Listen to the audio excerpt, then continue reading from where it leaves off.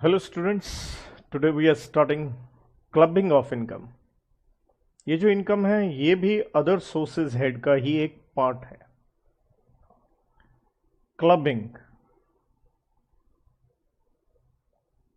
या हम इसे एक नाम और दे सकते हैं,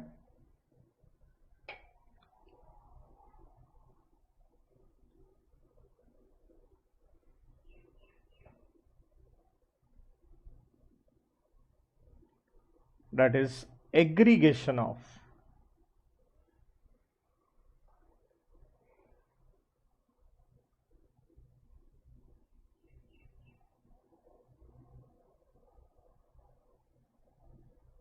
इनकम।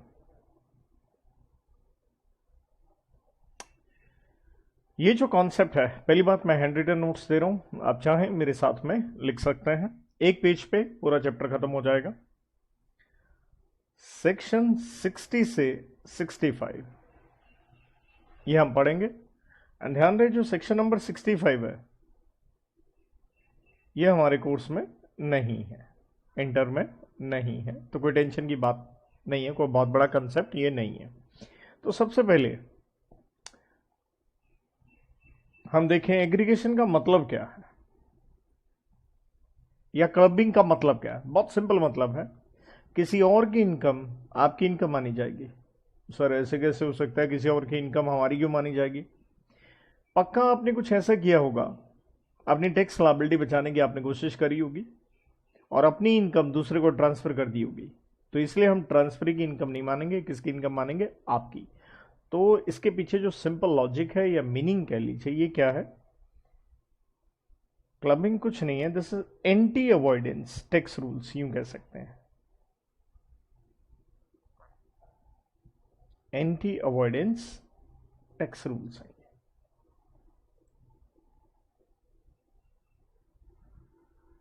और जो क्लबिंग होगी ये आपकी इनकम किसी और की इनकम में आप में ऐड होगी। कौन से हेड में आएगा? As I said, other sources head में। तो हमने कहा ये इनकम किसकी होगी? ऑफ ट्रांसफर होगी। जिस आदमी ने ट्रांसफर करी है ये इनकम, उसकी इनकम होगी। तो कब होगी, कैसे होगी, यही हमने पढ़ना है इसके अंदर। तो देखिए, अगर मैं सेक्शंस के लिहाज से कहूं तो दो चीजें हैं।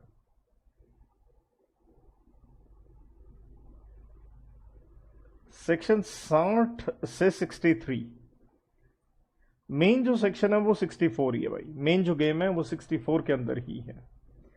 60 से 63 के अंदर क्या है? तो ऐसे ही साइड मीनिंग क्या था? अदर पर्संस, किसी और की इनकम। ये मीनिंग ही आ रहा है और कुछ नहीं है। इंक्लूडेड इन, ऐड कर दी जाएगी। किस में? यहां पे भी सेम है, इंक्लूडेड इन किस में?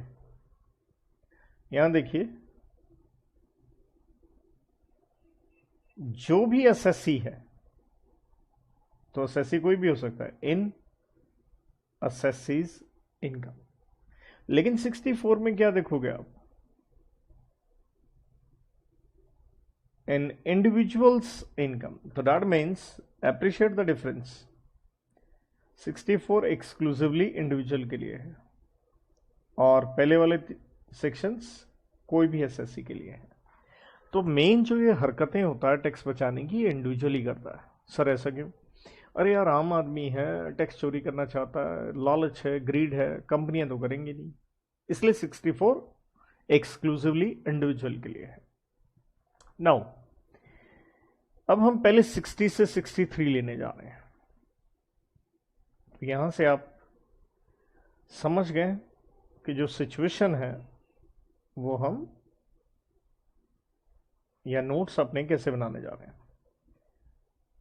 60 से 63 सेक्शन, तो इसलिए एक हेडिंग दे रहा हूं। आपने ट्रांसफर किया है किसको? टू एनी पर्सन, कोई भी व्यक्ति, जरूरी नहीं है कि वो इंडिविजुअल हो, any person. So that is the highlight area. भाई क्या ट्रांसफर किया है? तो सेक्शन 60 कहता है इनकम ट्रांसफर्ड। एक एक शब्द को ध्यान से लेके चलिएगा। क्या ट्रांसफर किया आपने किसी को? इनकम ट्रांसफर करी है, एसेट नहीं दिया। हिंदी में लिख लो चाहे यहां पे साथ में, एसेट नहीं। क्योंकि इस टॉपिक में सिर्फ छोटी छोटी चीजों का ही हमें ध्यान रखना है। एक ही चार्ट में ये पूरा चैप्टर निकल जाएगा अगर अच्छे समझ में, अगर आप एक एक वर्ड को पकड़ लेंगे। यहां पे आपने कोई एसेट नहीं ट्रांसफर किया, सिर्फ क्या ट्रांसफर की है? इनकम ट्रांसफर करी है। चाहे मैं यहां लिख देता हूं विदाउट ट्रांसफर ऑफ एसेट। बेटा एसेट नहीं ट्रांसफर किया, सिर्फ उससे होने वाली इनकम ट्रांसफर करी है। अब जो ट्रांसफर करी, क्या हमेशा के लिए कर दी? क्या हम उसे कैंसिल नहीं कर सकते? वेदर रेवोकेबल और नॉट। रेवोकेबल का मतलब आप इसे कैंसिल भी कर सकते हैं या ना भी कर पाए कैंसिल। वेदर रेवोकेबल और नॉट, इरेवोकेबल भी चाहे क्यों ना हो। तो अगर आपने किसी को इनकम ट्रांसफर करी है, रेवोकेबल हो या ना हो, एसेट नहीं ट्रांसफर किया, तो सॉरी, इनकम ट्रांसफर की नहीं मानेंगे, किसकी मानेंगे? Of transfer. सिंपल एग्जांपल ले लो। आप हैं मिस्टर पी फॉर प्रिंस। तो मिस्टर प्रिंस ने क्या किया? मिस्टर प्रिंस ने अपनी एफडी को, फिक्स डिपॉजिट को, डिपॉजिट्स कह लो, डिबेंचर्स कह लो, या कोई और एसेट लेना है, कोई भी ले लो यार, हाउस प्रॉपर्टी कह लो। तो मिस्टर पी ने क्या किया? प्रिंस ने ये ट्रांसफर कर दिया। क्या ट्रांसफर किया? Income to mister. तो ये थे प्रिंस, तो दूसरी तरफ हम ले लेते हैं टू मिस रानी आर। तो ट्रांसफर करी इनकम, तो एफडी वगैरह है तो क्या ट्रांसफर किया? इंटरेस्ट। और हाउस प्रॉपर्टी है तो क्या ट्रांसफर कर दी? रेंट। भाई इंटरेस्ट और रेंट तुम लो। तो ये जो इंटरेस्ट और रेंट है, ये किसकी इनकम बनी?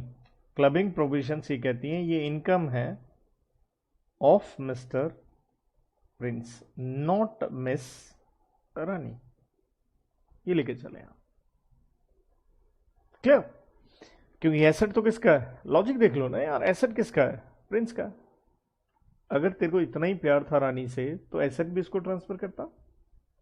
तो तेरी मंशा सिर्फ क्या है? अपना टैक्स बचाने की है कि रानी तो अपनी है, मिलजुल के इकट्ठा ही खर्चा करना है, तो वो भी इनकम रिसीव कर लेगी, तो क्या अपना तो टैक्स में बेनिफिट है, हम नहीं है बेनिफिट तेरे को देने देंगे। तो लॉजिक समझ रहे हैं आप? तो बस ये इनकम कहां चली जाएगी? अदर सोर्सेज हेड में चली जाएंगी। तो मतलब जो धाराएं हैं वो अदर सोर्सेज हेड की लगेंगी। जैसे हाउस प्रॉपर्टी हेड है, तो हाउस प्रॉपर्टी वाले रेंटल इनकम पे हाउस प्रॉपर्टी की प्रोविजंस नहीं लगेंगी, बस ये देखना आपने, अदर सोर्सेज की लगेंगी। अब सेक्शन 61 क्या कहता है ये हम समझेंगे जरा। 61 कहता है इफ रेवोकेबल, मीनिंग बता दिया मैंने, कैंसिल कर सकते हैं। इफ रेवोकेबल ट्रांसफर, ट्रांसफर करी है लेकिन किसकी करी है? ये ध्यान से देखिएगा आपकी बार, ऑफ एसेट। अब इनकम वर्ड नहीं है, प्लीज ये आपने ध्यान देना है। अब क्या ट्रांसफर किया? अरे एसेट ट्रांसफर किया है, लेकिन एसेट कौन सा ट्रांसफर किया है कि आप उसे कैंसिल कर सकते हैं?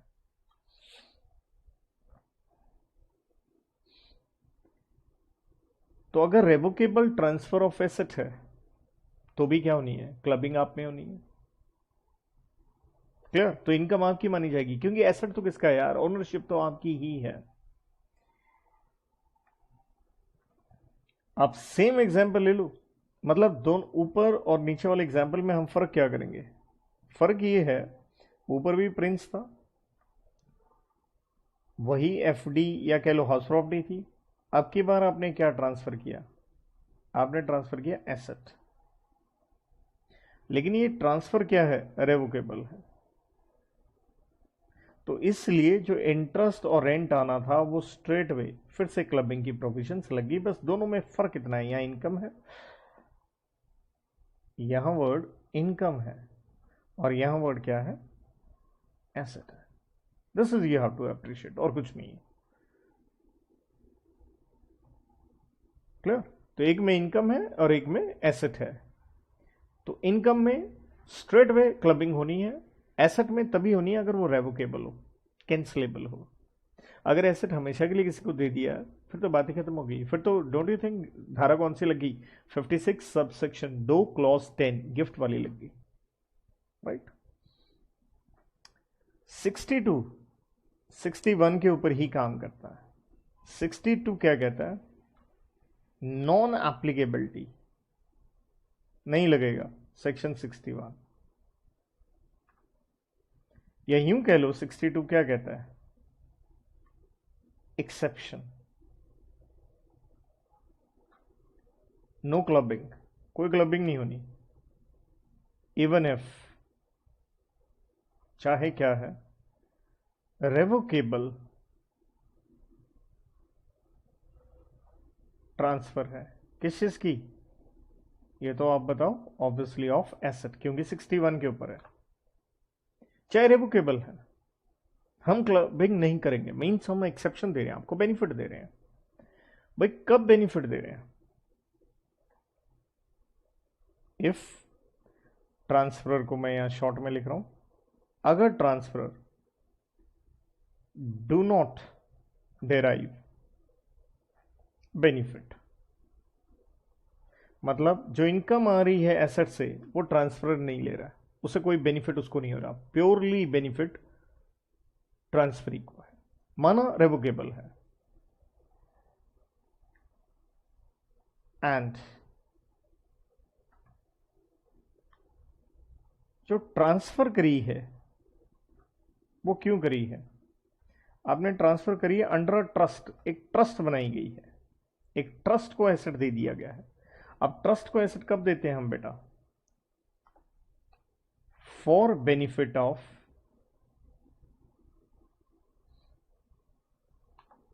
या यूं कह लीजिए फॉर बेनिफिशियरी, किसी के बेनिफिट के लिए, मतलब किसी को तो बेनिफिट हो रहा है। आपने एक एसेट क्या किया, एक ट्रस्ट बना दी, उसको दे दिया, लेकिन उस ट्रस्ट को क्या कहा, इस एसेट से होने वाली इनकम इस आदमी को जाए। जैसे मान लो मैं हूं, मैंने अपना एसेट एक ट्रस्ट बनाया, उसको दे दिया, और ये कहा ट्रस्ट को जो इससे इनकम आएगी मेरे बेटे को दे देना,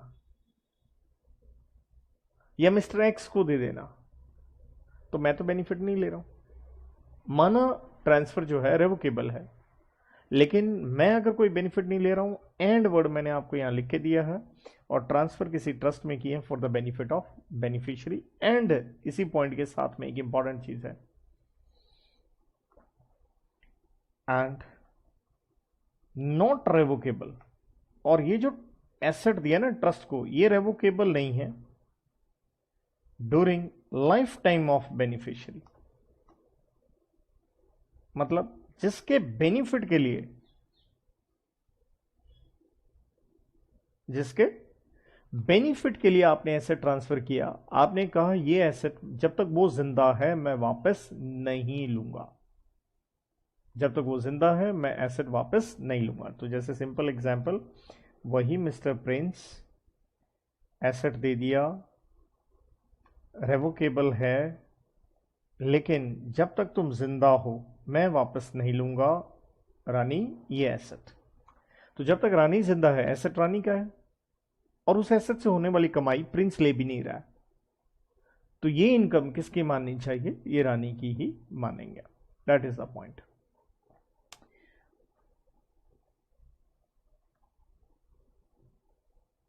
और कहने का मतलब ऊपर वाला पॉइंट तो सेम था, ट्रांसफर बेनिफिट नहीं ले रहा, इसे आप यूं कह सकते हैं ए पॉइंट कह लो या इसे बी कह लो, कि ट्रांसफर आपने अंडर ट्रस्ट की थी, अब क्या है, आपने ट्रांसफर करी है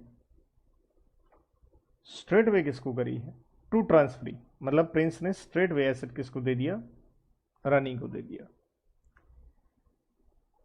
एंड नॉट रेवोकेबल, और ये रेवोकेबल नहीं है। कब नहीं है, मतलब रिवोकेबल है लेकिन रिवोकेबल नहीं है। कब नहीं है, during life time of transferee. देखो जो एग्जाम्पल मैंने ऊपर दिया सेम वही एग्जाम्पल है, फर्क ये था यहां जो एसेट था आपने ये रेवोकेबल ट्रांसफर किसको दिया, यहां आपने ट्रस्ट को दिया था। किसके लिए दिया था, रानी के लिए दिया था। सेकेंड पॉइंट में क्या है, स्ट्रेट वे आपने किसको दे दिया, रानी को दे दिया। That is the point, that means transferee को दे दिया। यहां ट्रस्ट को दिया, यहां स्ट्रेट वे डायरेक्ट वर्ड आप लिख सकते हो, ट्रांसफरी को ही दिया है। और रेवोकेबल है लेकिन जब तक वो जिंदा है तब तक रेवोकेबल नहीं है और आप कोई बेनिफिट नहीं ले रहे हो तो हम क्लबिंग नहीं करेंगे, which is a logical point actually. इसी में आता है सेक्शन 63। 63 में क्या है, इन्होंने मीनिंग दिया है, तो दैट मीन्स कोई अलग से प्रोविजन नहीं हुई, मीनिंग दिया किसका, ऑफ रेवोकेबल व्हाट ट्रांसफर, कि रेवोकेबल का मतलब क्या है। क्लियर, तो बहुत सिंपल सा मतलब है जिसे आप क्या कर सकते हैं, कैंसिल कर सकते हैं। तो रेवोकेबल का मतलब क्या हो गया, राइट टू रीएज्यूम। रीएज्यूम वर्ड ना अच्छा लगे तो यूं लिख सकते हो, टेक ओवर। जब आपके पास एक राइट है take over what asset, income, उससे होने वाली इनकम, किसका राइट, ऑफ ट्रांसफर। क्लियर, जब आप उसे वापस ले सको। तो ध्यान दीजिए हमने 60 से 63 पढ़ा, अभी आपके सामने है, आपकी स्क्रीन पे है, देखिए एक हिस्सा मैंने लिखा है। तो मैंने कहा ये क्लबिंग की धाराएं किसी भी एसएससी के लिए लगेंगी। 60 एंड 61 दो ही मेन सेक्शन है। 60 में क्या था, आपने इनकम ट्रांसफर करी, एसेट नहीं किया, तो आपकी ही इनकम है। 61 में क्या है, आपने एसेट ट्रांसफर किया लेकिन वो कौन सा एसेट ट्रांसफर हुआ, रेवोकेबल, कैंसिल कर सकते हैं, तो आपकी इनकम है।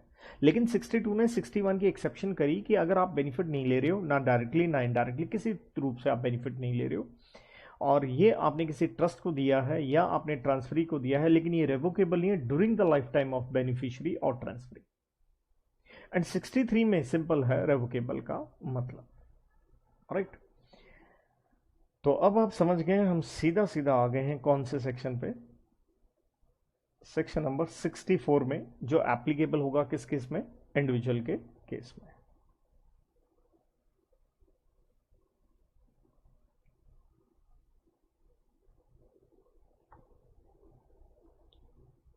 तो सेक्शन 64 किसके लिए है, इंडिविजुअल के लिए है, ये मत भूलें। तो 64 में यहां कुछ सिचुएशंस हम क्रिएट कर सकते हैं ताकि हम आंसर को थोड़ा इजी करें। सेक्शन तो एक ही है 64, अगर आपसे सब सेक्शन नहीं याद होते आप उसे स्किप कर सकते हो, कोई टेंशन वाली बात उसमें नहीं है। But to make the answer easy और to make the chart bit easy, will divide it in some categories. तो देखिए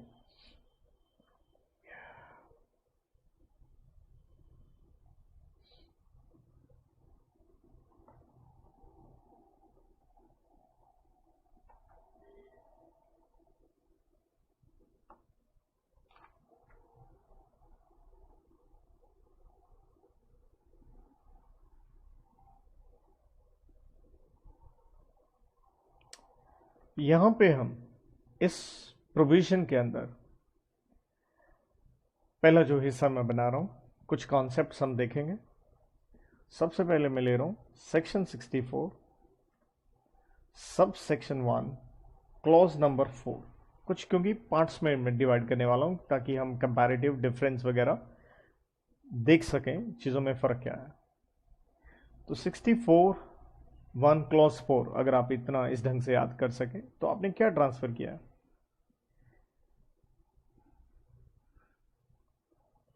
ट्रांसफर आपने करी है ऑफ इनकम, इनकम ट्रांसफर करी है। किसको ट्रांसफर करी है, स्पाउस। अब लगाओ दिमाग, हस्बैंड और वाइफ किसका होता है? इंडिविजुअल का होता है। कंपनी का तो कोई हस्बैंड वाइफ होता नहीं भाई। तो आपने एक इनकम ट्रांसफर करी है, सॉरी यहाँ इनकम नहीं, अरे नहीं भाई नहीं, तो गड़बड़ हो जाएगा। एसेट ही ट्रांसफर किया है,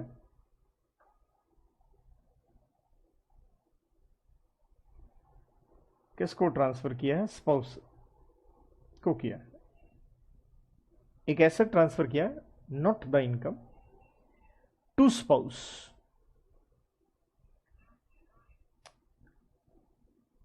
अब कौन सा एसेट?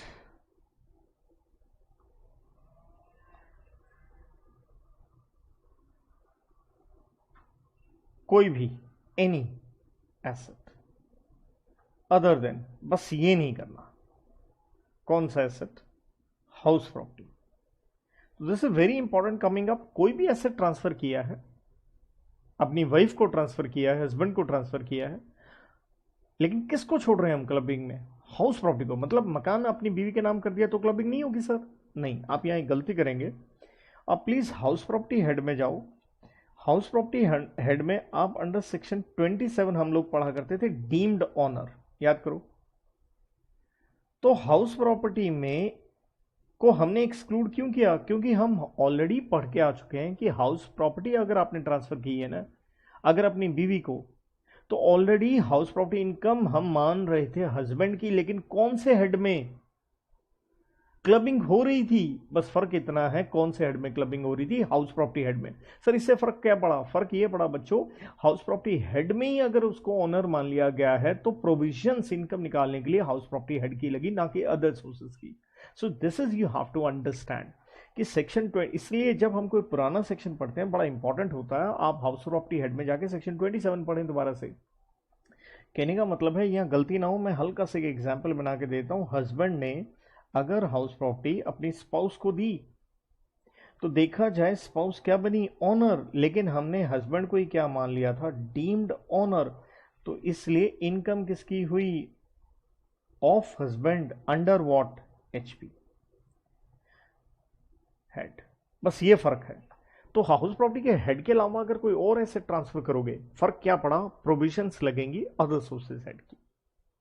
तो इसलिए हार्मोनियस कंस्ट्रक्शन हो रहा है 64(1)(4) का विद 27। ये मत भूलें आप। सर दे दिया स्पाउस को एसेट, सर क्लबिंग क्यों हो रही है? कंडीशंस क्या है उसकी? तो क्लबिंग हो रही है उसकी वजह तो है ही कंडीशंस। ए,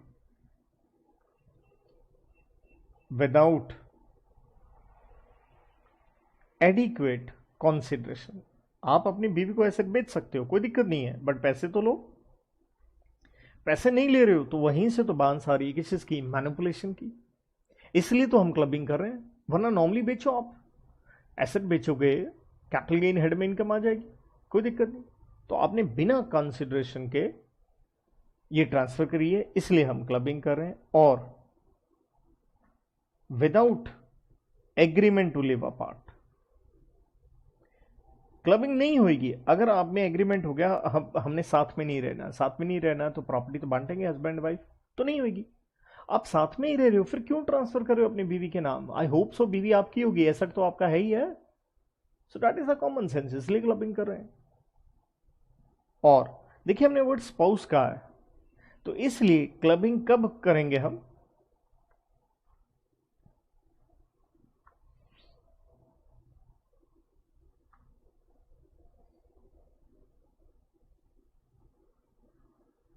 या हम इस पॉइंट को थोड़ा सा रिवर्स करके लिख दें।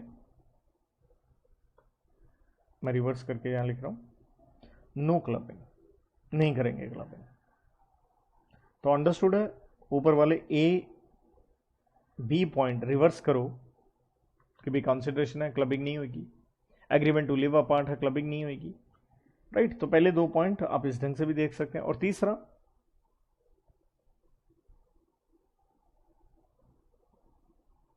इफ बिफोर मैरिज आपने एसेट ट्रांसफर किया शादी से पहले, तो क्यों नहीं हुई क्लबिंग? लगाओ दिमाग। अरे भाई स्पाउस ही नहीं है। इफ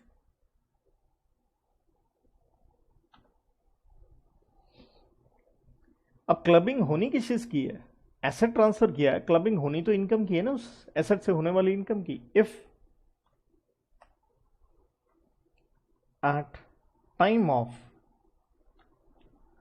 अक्रूअल ऑफ इनकम, मतलब जिस दिन उस एसेट से इनकम हो रही है। भाई एसेट तो हमने दिया वाइफ को, लेकिन जिस दिन उससे इनकम हो रही है वो हमारी वाइफ नहीं है, बोले तो क्या हो गया? डिवोर्स हो गया, नॉट स्पाउस। एसेट दिया स्पाउस को, लेकिन जब इनकम हो रही है डिवोर्स हो गया।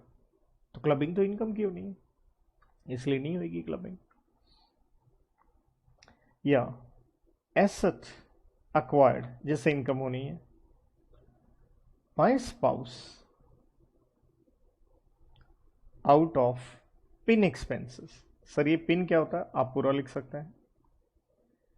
बेटा मान लीजिए आपकी वाइफ बहुत ही, जैसे हम कहते हैं ना, हाईली हाईली एथिकल मॉरल, आप उसको पैसा देते हैं घर चलाने का, हाउस वाइफ है, उसने बेचारी ने पैसा सेव कर करके एक एसेट खरीद लिया, तो she is a good wife.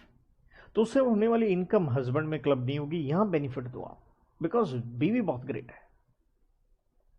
Clear? तो आप हर पॉइंट पे देखिए लॉजिक जा रहा है हर चीज का, क्यों क्लबिंग कर रहे हैं, क्यों नहीं कर रहे हैं।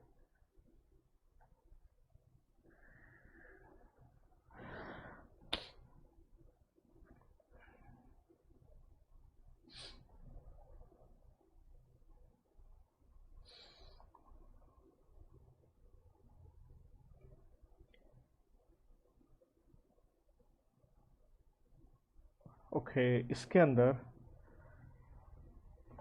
एक ये मैं बाद में भी लिख दूंगा, एक्सप्लेनेशन है। मान लो वाइफ को आपने पैसे दिए, दिया कैश है, बाद में उसने बिल्डिंग खरीद ली या डिबेंचर खरीद ली, क्या क्लबिंग होगी? हाँ। तो इससे कोई फर्क नहीं होता, जो चीज दी थी उससे इनकम है या उससे, मतलब उसकी अगर शेप चेंज हो जाए तो उससे कोई फर्क नहीं है, क्लबिंग स्टिल होगी। तो ये बाद में हम एक्सप्लेनेशन वन मैं लेटर ऑन ऑल राइट। और एक दो बेसिक चीजें और भी हैं, इसको भी चलिए मैं नोट के रूप में बाद में लिख दूंगा। ये जो एसेट आपने स्पाउस को ट्रांसफर किया है, ये किसी भी तरीके से हो सकता है, मतलब जो ट्रांसफर आपने करी है ना, ये ट्रांसफर डायरेक्ट भी हो सकती है, इनडायरेक्ट भी हो सकती है, किसी भी रूप में। तो इस पे कुछ बढ़िया इलस्ट्रेशंस हैं, तो which I will be talking in the next lecture, but अभी इसमें हम नहीं जाएंगे क्योंकि एक बार हम सिंपल अपने नोट्स बना रहे हैं।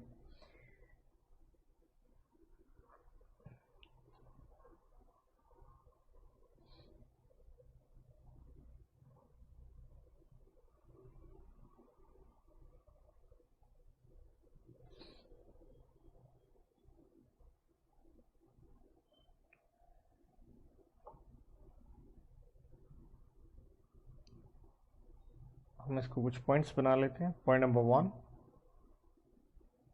And point number 2। explanation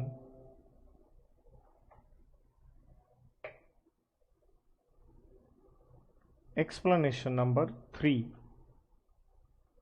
to section 64। क्या कहता है जी एक्सप्लेनेशन?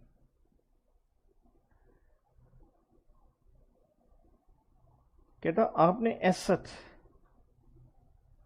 ट्रांसफर किया है,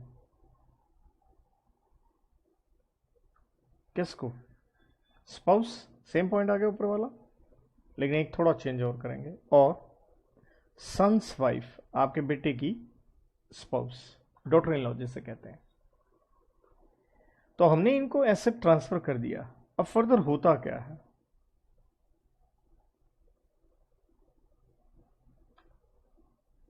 सच एसेट जो आपने ट्रांसफर किया इस फर्दर, वो एसेट स्पाउस ने या डॉटर इन लॉ ने क्या किया, इस फर्दर इन्वेस्टेड, इन्होंने उसको फर्दर इन्वेस्ट कर दिया, किस में? इन अ बिजनेस, इन्होंने फर्दर किसी बिजनेस में इन्वेस्ट कर दिया।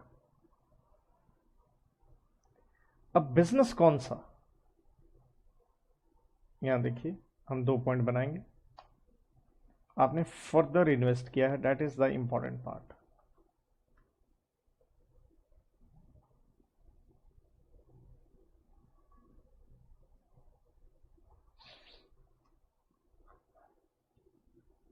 आपने किसी फर्म में ये एसेट एज दे दिया कैपिटल कंट्रीब्यूशन। किसी फर्म में कैपिटल के रूप में कंट्रीब्यूट कर दिया, तो आप सारे जानते हैं कैपिटल के ऊपर क्या मिलेगा, इंटरेस्ट रिसीवेबल। अब इस इंटरेस्ट की क्या होनी है, क्लबिंग होनी है। कैसे होगी, ध्यान दीजिएगा, एक फॉर्मूला लिख रहे हैं हम। टोटल इंटरेस्ट जितना आपको वहां से इंटरेस्ट मिला इनटू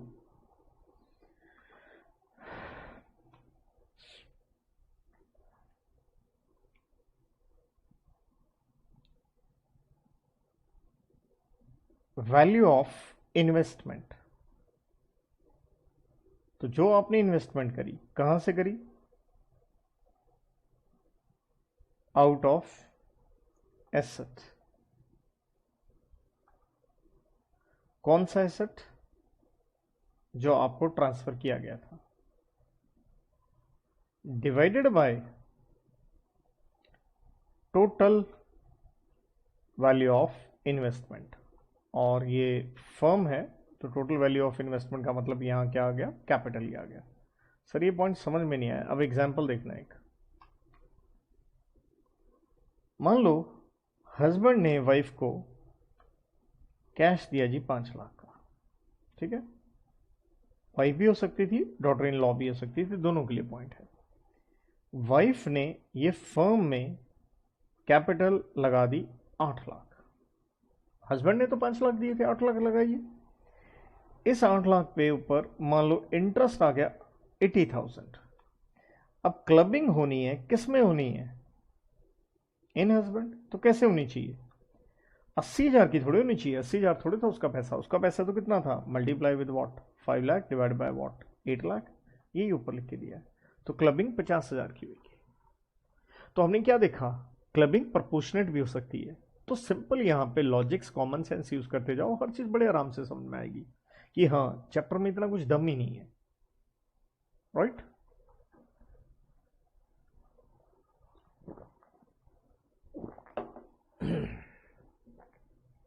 देन दूसरा पॉइंट क्या है, आपने पैसे लगाए हैं किस में, इधर आ गया फर्म में, एनी अदर बिजनेस, मतलब आपकी बार कैपिटल कुपिटल नहीं है, ठीक है। तो अगर एनी अदर बिजनेस में लगाए हैं तो क्लबिंग का फॉर्मूला क्या होगा, वहां से भी आपको इनकम आनी है, प्रॉफिट प्रॉफिट जो भी आए। अब इंटरेस्ट वर्ड नहीं लिख रहा, बस मैं ही। तो क्लबिंग का फॉर्मूला फिर वही होगा, टोटल इनकम इनटू व्हाट, यही वैल्यू ऑफ इन्वेस्टमेंट, कहां से, आउट ऑफ एसेट, जो आपको क्या हुआ था, transfer, divided by what, total value of investment, जितनी आपने उस इन्वेस्टमेंट में उस बिजनेस में आपने इन्वेस्टमेंट करी। बस फर्म के लिए इंटरेस्ट वर्ड, बाकियों के लिए इनकम वर्ड यूज कर लिया।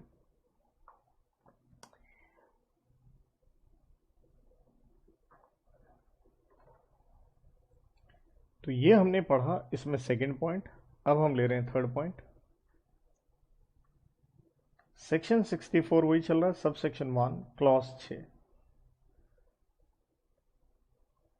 तो अब की बार क्या है, एसेट ट्रांसफर, फिर से एसेट ट्रांसफर है, लेकिन किसको है, टू सन्स वाइफ। तो मेरा कुछ भी पढ़ाने वाला पॉइंट नहीं है दरअसल। अगर मैं करता तो दोनों को इकट्ठा कर देता। जैसे आप देखिए क्लोज नंबर 4 में किसको ट्रांसफर किया था हमने, स्पाउस को किया था। क्लोज नंबर 6 में किसको कर दिया हमने, सन की वाइफ को कर दिया। और जो ऊपर हम सेकंड पॉइंट पढ़ रहे थे एक्सप्लेनेशन, उन्होंने फर्दर इन्वेस्टमेंट करी थी, राइट। तो अंदर पढ़ाने वाला कुछ भी नहीं है मेरे पास इसके अंदर। ठीक है, अगली भी आप क्लॉज देखोगे, या मैं इकट्ठी लिख देता हूं उनको, 4 और 5 चाहे इकट्ठा ले सकते हो आप। सेक्शन 64 सब बच्चों, हमने एक बार दोबारा से देखें 64 सब सेक्शन 1 क्लॉज 4 में क्या देखा? एसेट ट्रांसफर किया, किसको किया? स्पाउस को किया, लेकिन कौन सा एसेट नहीं? हाउस प्रॉपर्टी के अलावा। लेकिन कंडीशन क्या है? जब एसेट दिया और उससे होने वाली जो इनकम थी, तो वो हमारी वाइफ थी, बिना कॉन्सिडरेशन के दिया और ना ही उससे अलग हो रहे हैं। और आगे हमने क्या देखा, क्योंकि देखिए थर्ड पॉइंट में क्लॉज सेक्शन 64 क्लॉज 6 में यहां हम एसेट ट्रांसफर किसको कर रहे हैं? सन की वाइफ को कर रहे हैं। तो जैसे स्पाउस वाला आंसर था, सेम आंसर ये सन्स वाइफ का है। तो इसलिए बीच में जब हम एक्सप्लेनेशन पढ़ रहे थे तो ये पढ़ रहे थे कि एसेट चाहे स्पाउस को दिया या सन की वाइफ, और उन्होंने आगे इन्वेस्ट कर दिया बिजनेस में, तो हमने वो एक फार्मूला दिया कि किस तरह से प्रोपोर्शनेट क्लबिंग होगी, क्योंकि हो सकता है जितने पैसे आपने दिए थे उससे ज्यादा आगे लगाए हों।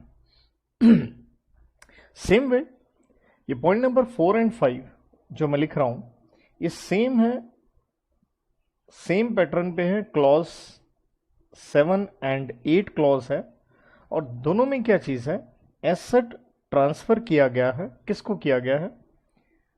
टू एनी पर्सन, किसी भी आदमी को दिया गया है, या एओपी कह लो, एसोसिएशन ऑफ पर्सन को दिया गया है। सेम यहां पे किसी भी आदमी को दिया गया है, लेकिन किसके लिए दिया गया है? फॉर बेनिफिट ऑफ स्पाउस, कि उससे आपके स्पाउस को पैसे पहुंचे, या किसको पहुंचे यहां पे? For benefit of sons wife. तो ध्यान दीजिए, जो 64 में मैं हिस्सा पढ़ा रहा हूं आपको, या तो एसेट दिया किसको? स्पाउस को, या सन की वाइफ को, या किसी और बंदे को दिया, यही स्पाउस या सन की वाइफ को इनडायरेक्ट बेनिफिट पहुंचेगा, या फर्दर इन्होंने आगे पैसा लगाया, तो क्लबिंग किस में होगी? जो भी ये ट्रांसफर कर रहा है। अच्छा, जब हम कह रहे हैं सन्स वाइफ, तो नेचुरल है क्लबिंग किस में होगी? फादर इन लॉ में या मदर इन लॉ में? अंडरस्टूड है, जिसने एसेट दिया। तो इनके अंदर कुछ नहीं है। तो सेम वे, तो अगर ये कहें 64, अगर आप देखो जहां से मैंने चार्ट बनाना स्टार्ट किया, ये जो पहला हिस्सा बनाया, इसमें आप सिंपल, अगर मैं एक हेडिंग बनाऊं, अब पॉइंट्स को देखेंगे, 64 बड़ा एक कॉन्सेप्ट है। तो यहां अगर हम देखते हैं, तो एक हेडिंग बनाना चाहें तो हम देख रहे हैं एसेट किसको दिया? स्पाउस या DIL, डॉटर इन लॉ, दिल नहीं, डॉटर इन लॉ बेटे, सन की वाइफ है, अपना दिल मत बनाओ, हाँ, डॉटर इन लॉ। तो घूम फिर के ये पॉइंट थे, तो इसे मैंने बनाया पहला हिस्सा इंडिविजुअल के केस में। अब मैं इसका एक सेकंड पार्ट बनाने जा रहा हूं, इंडिविजुअल वाले में एक सेकंड पार्ट बाइफरकेट कर रहा हूं। कितने सेक्शन को हम इजी कर सकते हैं, वरना आप क्लॉजेस तो देख रहे थे, क्लॉज नंबर 4 आई, क्लॉज नंबर 6, 7 और 8 आई, राइट। तो जो सेकंड हिस्सा है,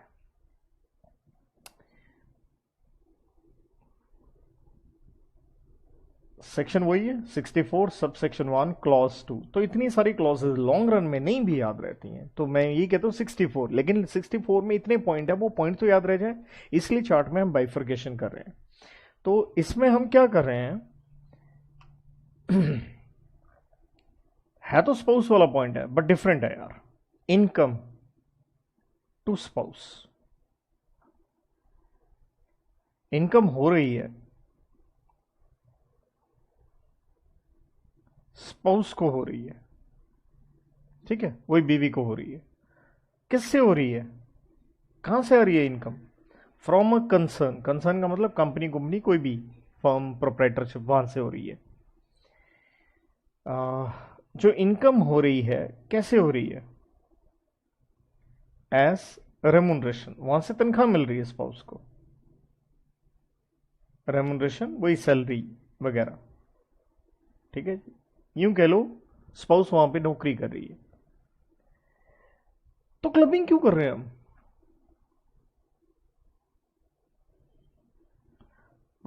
क्लबिंग की वजह यह है, ये जो कंसर्न है जहां से आपको तनख्वाह हो रही मिल रही है,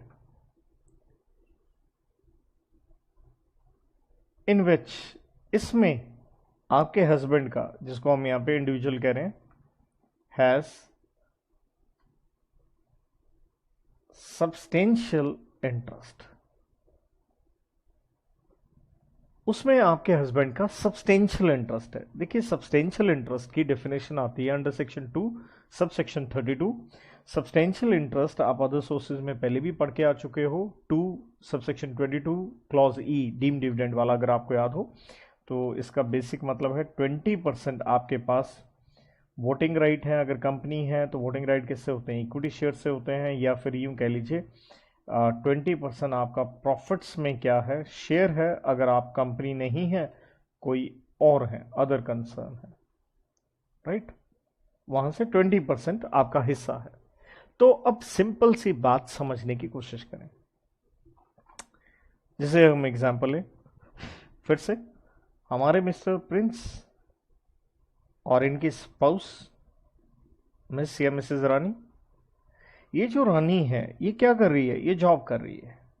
किस में कर रही है, किसी कंसर्न में। तो इसकी नौकरी कैसे लगी, ये जो मिस्टर प्रिंस है ना, इसका इस कंसर्न में क्या है, ये 20% सब्सटेंशियल इंटरेस्ट है। तो डैट मीन्स रानी खुद तो कैपेबल ही नहीं है, जॉब करने लायक ही नहीं है, नालायक है, पति के सिर पे तनख्वाह उठा रही है, इसलिए क्लबिंग कर रहे हैं। इसलिए अगला पॉइंट को आप समझिएगा, एक्सेप्शन का मतलब नो क्लबिंग, कोई क्लबिंग नहीं होगी। कब नहीं होगी, आप दिमाग लगाओ। अगर रानी ने ये जॉब अपनी मेरिट पे पाई है, if spouse is qualified enough to get job, मतलब हस्बैंड के सिर पे नौकरी नहीं मिली है, खुद के सिर पे मिली है, तो क्लबिंग क्यों होगी। अच्छा, अब एक चीज और हमें जो देखनी है, ये जो 20% सब्सटेंशियल इंटरेस्ट था ना, ये 20% की लिमिट, ये आपने देखनी है विद रिलेटिव्स। और अगर आप याद करो पीजीबीपी हेड में आप रिलेटिव की डेफिनेशन पढ़ के आते हो अंडर सेक्शन 2 सब सेक्शन 41, जहां मैं सिंपली कहता हूं linear ascendant descendant spouse brother system, सिर्फ 5 आइटम में एक रिलेटिव का डेफिनेशन या मीनिंग आता है गिफ्ट में 56(2) क्लॉज 10 में, वो वाला नहीं, 2 सब सेक्शन 41 वाला। तो रिलेटिव्स के साथ मिलके ये हमने 20% की लिमिट देखनी होती है। अब एक इंटरेस्टिंग सिचुएशन और निकल के आ सकते हैं, तो एक पॉइंट और ध्यान रखो। मान लो if both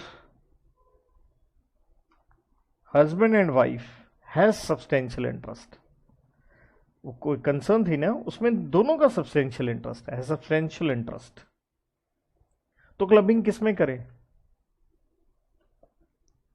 clubbing in that spouse, उस स्पाउस में करें हुज इनकम अदर देन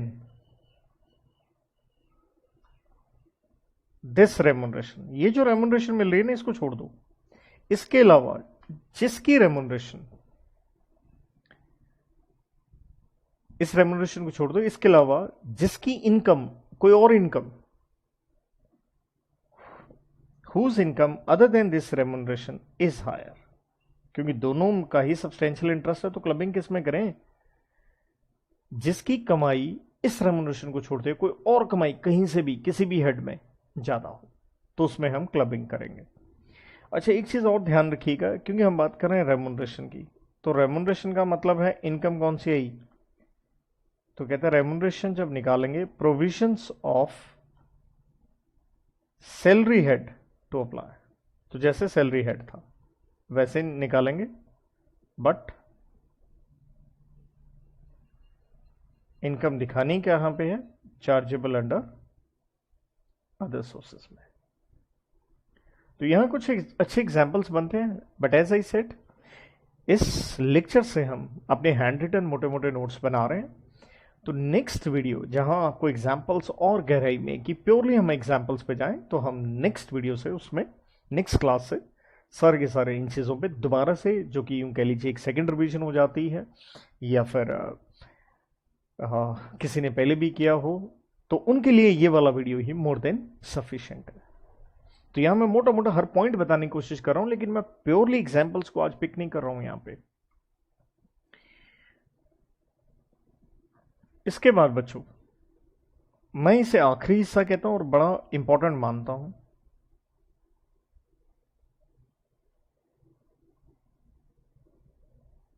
यहां हम स्पाउस से बाहर निकल रहे हैं, लेकिन स्पाउस पूरी तरह से बाहर नहीं निकलेगी। वजह क्या है? This is very important. I say put the star, ये पता होना चाहिए। 64(1)(a) पहले भी कई बार जिक्र किया है, स्पेशली एग्जम्प्टेड इनकम करवाते समय। यहां ध्यान दीजिएगा, इनकम है ऑफ माइनर चाइल्ड, तो बेटा स्पाउस से ही बच्चा हुआ होगा ना, तो माइनर चाइल्ड आपके बच्चे की कमाई। अब बच्चा कहां से कमाई करेगा? तो इसलिए माँ बाप के ही पैसे होंगे, तो क्लबिंग तो माँ बाप में होनी चाहिए। That is a simple logic, but no doubt बहुत सारी इसमें चीजें हैं। आइए हम उसे डिटेल में लेते हैं।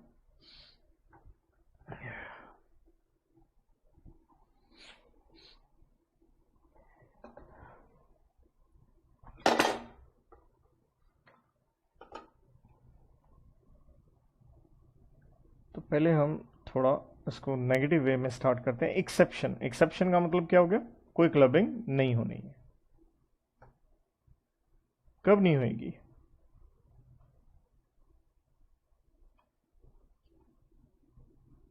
जो बच्चे ने पैसे कमाए हैं, खुद की मेहनत से कमाए हैं। अब खुद की मेहनत कहां से होगी? चाहे वो कौन सा काम करे, मैनुअल वर्क करे, चाहे उसमें कोई स्किल टैलेंट हो, गाना डांस, ये वो कहीं से भी कमाए, अपनी मेहनत से कमाए, तो क्लबिंग क्यों होगी? बी, जो बच्चा है वो हैंडीकैप है, डिसेबल है, एज पर सेक्शन 80U। तो आपने डिडक्शन 80U देखी है, हैंडीकैप के लिए होती है, वही डिसेबिलिटी हो तो हम कोई क्लबिंग नहीं करेंगे, माँ बाप में ऐड नहीं करेंगे, यहाँ बेनिफिट मिलना चाहिए।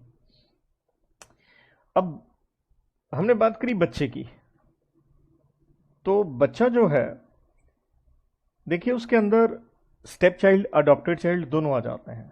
ठीक है, तो चाइल्ड में स्टेप भी आ जाता है, अडॉप्टेड, क्योंकि बच्चा तो आपका ही हुआ। क्योंकि इनकम टैक्स में चाइल्ड की डेफिनेशन दी गई है, सेक्शन आप लिखना चाहें तो 2 सबसेक्शन 15B में, राइट। अब एक्सेप्शन वर्ड नहीं है, एग्जम्पशन वर्ड है, शब्दों को जरूर देखिए। एग्जम्पशन, हम एग्जम्पशन की बात करें और यहां हम कोट करें section 10 sub section 32, very important, क्योंकि मां बाप में क्लबिंग होनी थी, क्लियर है, लेकिन उनको एग्जम्पशन मिलेगी। कितने रुपए की एग्जम्पशन मिलेगी?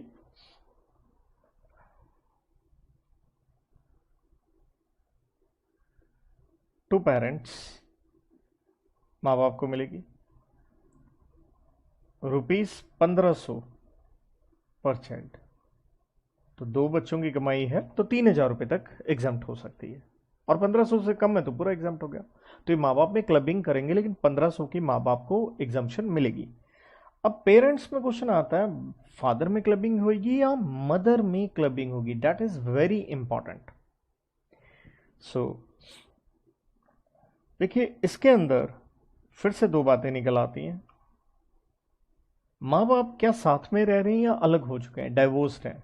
ठीक है, तो अगर माँ बाप साथ में रह रहे हैं या डाइवोर्स्ड हैं,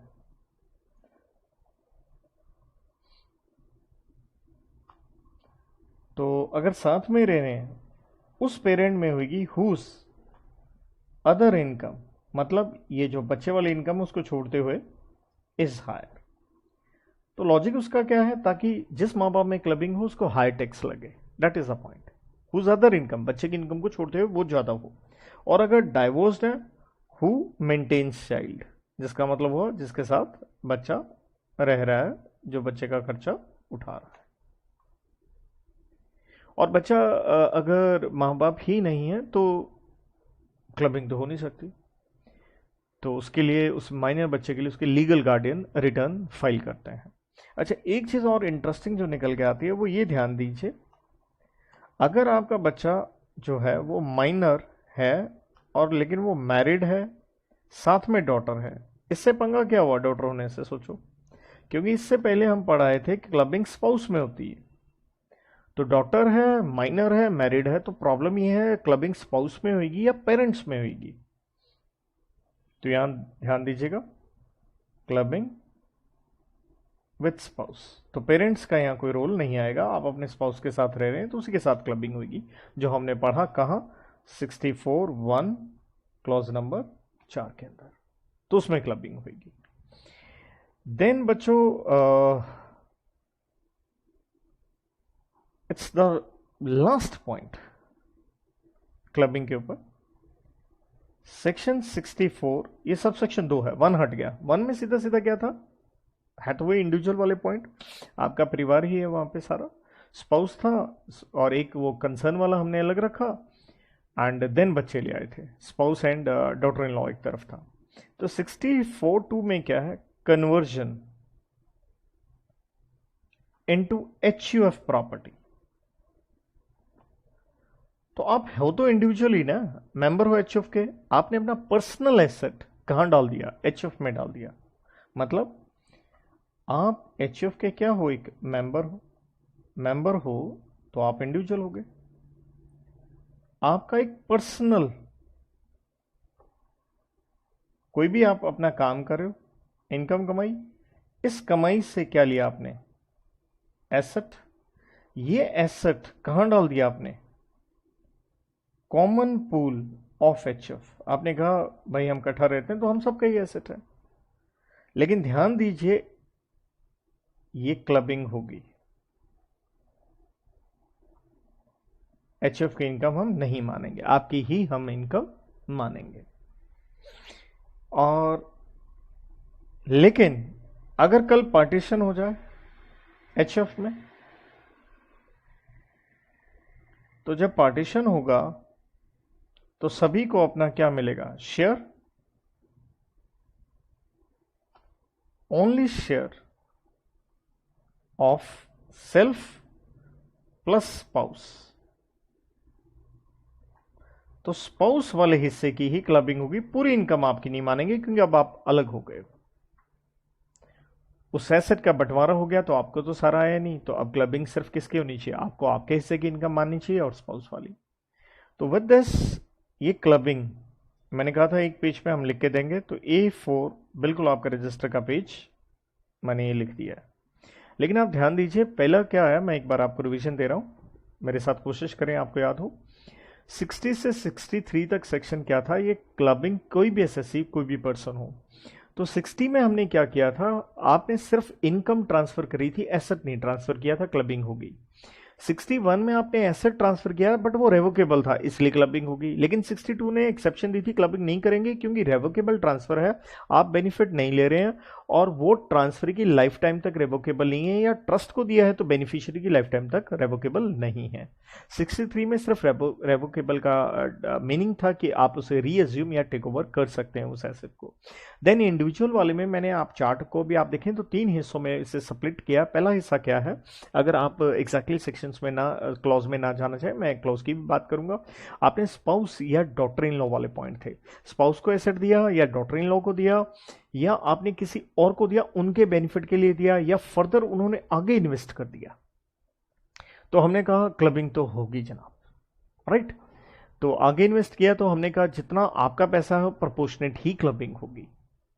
एंड देन हमने अगला हिस्सा पढ़ा, आपने क्या किया है, अपनी स्पाउस को नौकरी लगवाई ऐसी कंसर्न में जहां आपका सब्सटेंशियल इंटरेस्ट है 20% वाला, तो ये 20% की लिमिट विद रिलेटिव देखनी थी, और अगर दोनों का सब्सटेंशियल इंटरेस्ट हो तो उसमें होगी जिसकी अदर इनकम इज हायर।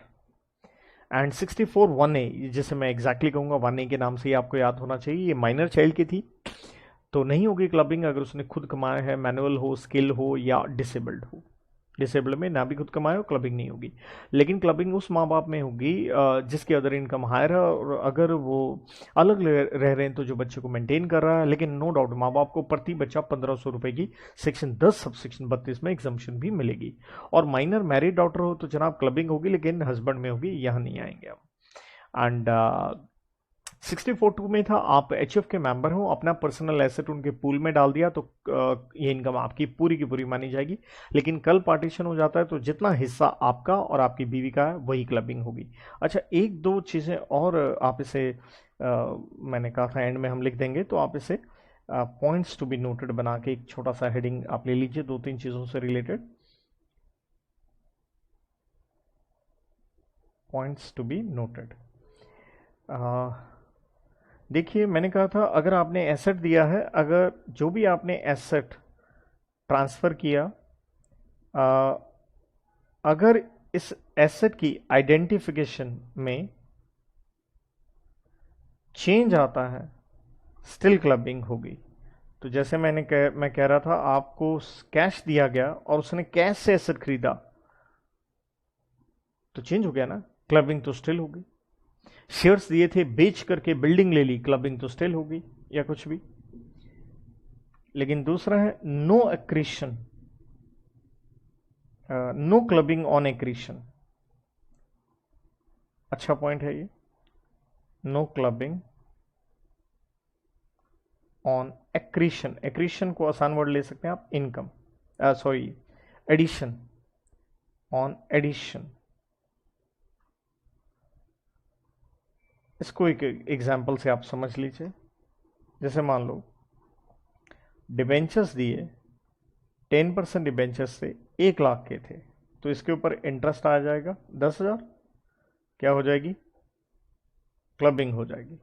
लेकिन ये 10,000 का इंटरेस्ट ट्रांसफरी ने बैंक में रख दिया, बैंक में इसके ऊपर इंटरेस्ट बना 500 रुपए, इसे हम कहेंगे एक्रीशन, एडिशन, तो इसकी कोई क्लबिंग नहीं होगी। राइट, हम कह रहे थे clubbing of income, income, income, तो ध्यान रहे क्लबिंग ऑफ लॉस आल्सो, तो अगर लॉस है तो उसका बेनिफिट भी आपको मिलेगा। तो ये लगभग मैंने एक पेज में एक चार्ट से आपको पूरा ये कॉन्सेप्ट लिख के समझाने की कोशिश करी, और स्टिल ना आए तो आप सेकंड जो लेक्चर है जिसमें हम इनको दोबारा रिवाइज करेंगे, लेकिन विद एग्जांपल्स हम सॉल्व करेंगे, so you will be getting much better clarity. So on this note, I wind up. Thank you.